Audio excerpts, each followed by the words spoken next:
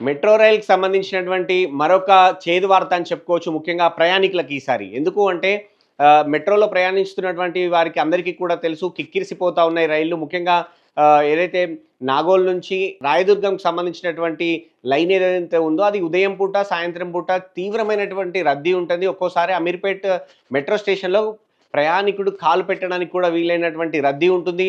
చాలా వరకు ఒక్కోసారి పీక్ అవర్స్‌లో అయితే ఈ మిగతా రైల్స్ వచ్చి ఆ ప్రయాణికులు వెళ్ళిపోయే వరకు కొంతమందిని ప్రయాణికులని పైనే ఆపేటువంటి పరిస్థితులు, దృశ్యాలు కూడా మనం చాలా సార్లు చూసాం. సో, ఈ నేపథ్యంలో మెట్రో రైలు తాము స్వాధీనం చేసుకున్న వెంటనే కొత్తగా మరో 60 బోగీలకు సంబంధించి ఆర్డర్ ఇస్తాము అనేది ప్రభుత్వం చెప్తూ వచ్చింది. మెట్రో రైలు నిర్మాణ సంస్థకు గతంలో అంటే ఎల్&టీ నుంచి టేక్ ఓవర్ చేసుకున్న తర్వాత హైదరాబాద్ మెట్రో రైలు సంస్థ ఈ ఆర్డర్ ఇవ్వడానికి రెడీ అయింది. దానికి సంబంధించి నిర్మాణ సంస్థలు ఏవైతే అవి సరఫరా చేస్తాయో తయారు చేసి వాటితో సంప్రదింపులు కూడా అధికారులు చేశారు.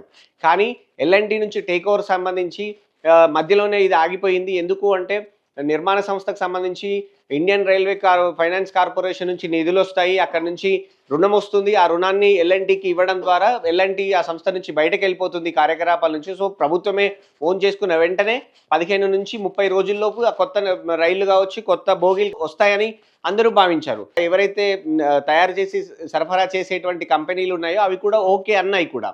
కానీ ఇప్పుడు ఈ ఐఆర్ఎఫ్‌సి నుంచి ఏదైతే రుణం రావాలో మధ్యలోనే ఆగిపోయింది.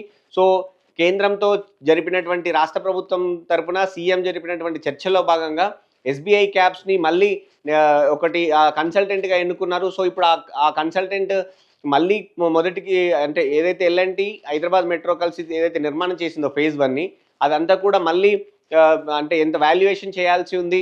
ఆ వాల్యుయేషన్ చేసిన తర్వాత సెకండ్ ఫేజ్‌కి ఎంత కావాలో, మళ్ళీ ఎన్ని నిధులు కావాలి, వయబుల్ అవుతుందా లేదా అనేటువంటి స్టడీ చేయాల్సి ఉంటుంది. ఇవన్నీ అయ్యాకే అక్కడి నుంచి రుణం వస్తుంది. సో, ఆ రుణం ఎవరిస్తారు అనేది కూడా మళ్ళీ ఇంకొక కార్పొరేషన్‌ని వెతుక్కోవాల్సి ఉంటుంది. సో, ఇవన్నీ కావడానికి దాదాపు 3-4 నెలలు పైగా పట్టే అవకాశం ఉంది. ఎందుకంటే ఎస్బీఐ క్యాబ్స్‌కి ఇవన్నీ కూడా నివేదిక ఇవ్వడానికే 2 నెలల సమయం ఇచ్చారు. అవసరమైతే పొడిగించే అవకాశం కూడా ఉంది. సో, ఎస్బీఐ క్యాబ్స్ ఏదైతే సంస్థ ఉందో అవన్నీ కూడా నివేదిక తయారు చేసి ఇటు కేంద్రానికి, అటు రాష్ట్ర ప్రభుత్వానికి పంపి, రాష్ట్ర ప్రభుత్వం, కేంద్ర ప్రభుత్వం దాని మీద చర్చలు చేసి ఒక నిర్ణయానికి రావడానికి చాలా సమయం పట్టే అవకాశం ఉంది. సో, అప్పటి వరకు ఎల్&టీ నుంచి టేక్ ఓవర్ అనేది అధికారికంగా ఆగిపోయినట్టే లెక్క. సో, ఇప్పుడు టేక్ ఓవర్ అయ్యే వరకు కొత్త ఏవైతే రైళ్ళకు కావచ్చు, అలాగే బోగీలు కావచ్చు తీసుకోవడానికి రాష్ట్ర ప్రభుత్వంకి ఎలాంటి హక్కు లేదు. సో, ఎల్&టీ ఇప్పటికే వాటిని కొనుగోలు చేయడానికి విముఖత వ్యక్తం చేసిన నేపథ్యంలో సో, ఇప్పుడు అంటే దాదాపు ఒక 6 నెలల వరకు కొత్తకి సంబంధించినటువంటి రైళ్లు కావచ్చు, ఆ బోగీలు అదనపు బోగీలకు సంబంధించినటువంటి ఏర్పాట్లు కావచ్చు ఆగిపోయే అవకాశం ఉంది. ఇలాగే అంటే ఎస్బీఐ క్యాబ్స్ ఇవన్నీ నివేదిక ఇవ్వడము, అలాగే కొత్త ఫేజ్ 2కి సంబంధించినటువంటి వాల్యుయేషన్ పూర్తి కావడము, వాటికి ఫైనాన్స్ చేయడానికి కార్పొరేషన్ వెతకడము, ఆ ఒప్పందాలు జరగడము, డబ్బులొచ్చేయడము, అలాగే ఎల్&టీ వెళ్ళిపోవడం ఇవన్నీ జరిగి కొత్త రైళ్ళకు సంబంధించినటువంటి బోగీలు, కొత్త రైళ్లు రావాలి. ఇక్కడ ప్రయాణికుల రద్దీ దృష్ట్యా కొంత ఉపశమనం ఉండాలి అనంటే వచ్చే ఏడాది మాత్రమే అయ్యే అవకాశం ఉంది. అది కూడా సాఫీగా సాగితే.